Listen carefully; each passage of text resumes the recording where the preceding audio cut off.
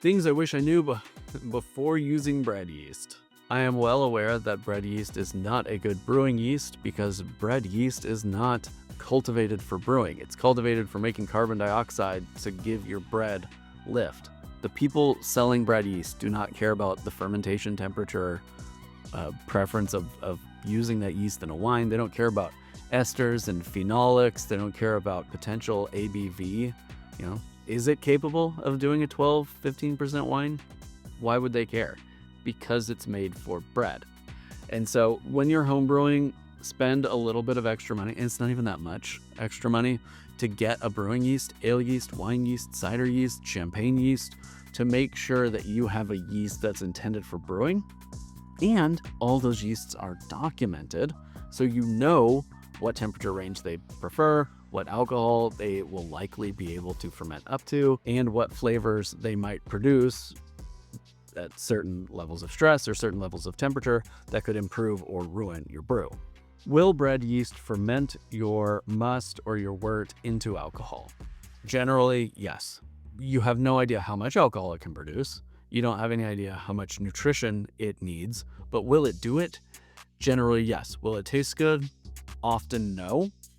Sometimes yes.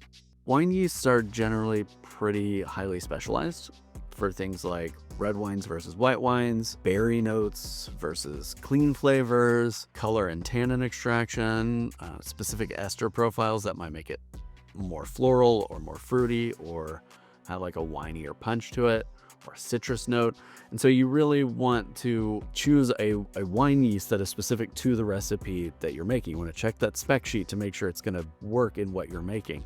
Another thing about beer yeast is there's different attenuation ranges, and so you can dial in a recipe better knowing about how much of the sugars that yeast is going to ferment. Another thing with wine yeasts is that they often can't ferment complex sugars. They're there to break down sucrose or ferment glucose and fructose.